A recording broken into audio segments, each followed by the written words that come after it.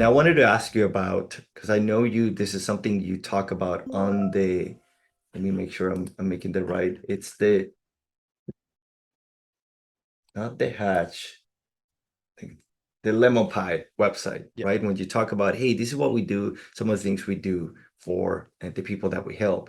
And part of that is targeting. And I know there's not a lot of data for Mm, podcasts. I don't know if I'm doing it wrong, mm, because the platform that we have only shows you, I think, downloads and where people are listening. yeah. So I wanted to ask you about how is it that you are collecting data on to understand who is the audience that Yep. it's listening to those episodes? Is it that the hosts are collecting data somehow through other platforms and they give it to you? Like, how are you thinking about podcast data? Because I know this is a big thing everyone's talking about, that there's still not a lot of good data within the Yes. podcasting platforms. Great question. And yeah, so the only people who have the most amount of data on each show are the hosts. And even the hosts don't have a lot of great data on their show, as you know, as a podcaster, unfortunately. Like if you go to a YouTuber and you compare if they publish their podcast on YouTube and they publish it just on audio on Apple and Spotify and things, the amount of data that they get from YouTube versus just audio is incomparable. It's so I'm hoping someday podcasting does actually provide more of the analytics that would really help the creators. But how we think about targeting is it's actually a little bit more of art and science than hard data from the hosts themselves. The hosts will provide the data on their shows if they are doing it in relationship to a sponsorship or advertising package. But what we do is we do more on the earned media side. So we're presenting possible guests for their show who could teach their listeners something really valuable related to what that show talks about. But since it's earned, we don't want to ask the hosts to have to share all the information about their show when we're the ones requesting the appearance on the show. If it was a paid opportunity, it'd be a little bit different. So how we look at targeting is what we believe the estimated reach is of the show in terms of listenership, and there's an art and science to that.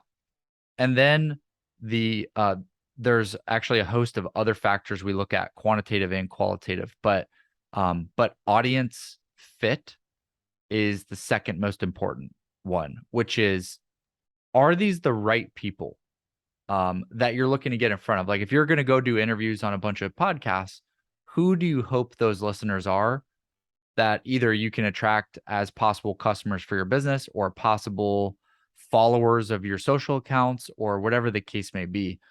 Because some people get so hung up on size of podcasts. But if you take a show that has 5,000 listeners per episode and every single one of them is the correct, like the perfect person you want to get in front of, a show that has 10,000 listeners, but it's a little bit more broad and only what you think is maybe about a quarter of them, so 25% are probably the right type of listener. That show has more listeners overall, but less of the right listener. And so you have to look at those things together to understand like what is the actual impact. It's more of an impact than it is of like size alone. And then there's other things, of course, like professionalism of the actual production, caliber of past guests. Do they have other social media accounts or newsletter or publish on their website? And all of these other things, and they all kind of come together to get a bigger picture look at like what that opportunity is. But like truthfully, in my opinion, um, if you're looking to get in front of a certain subset of a market, you should just find every single show that has positioning related to that and try to be a guest on it. And it actually not be so picky. It's harder for some executives to not be picky because they're incredibly busy, and doing 5 podcast interviews a week is challenging, but you can actually bring in other team members maybe and share the load. But in an ideal world, my honest opinion is if there's 100 podcasts that reach the type of person you want to get in front of, you should actually try to be a guest on every single one of them. And the reason is you'll be able to blanket the ecosystem, because a lot of listeners listen to multiple shows in a category. So if they see your name on all of the shows that they listen to, even if they don't listen to every single one of your episodes on those shows, they will see your name and the repetition, reminder. And maybe the 4th time they see your name, they're like, okay, I got to check this person out. It's the 4th time I've seen it. Let me listen.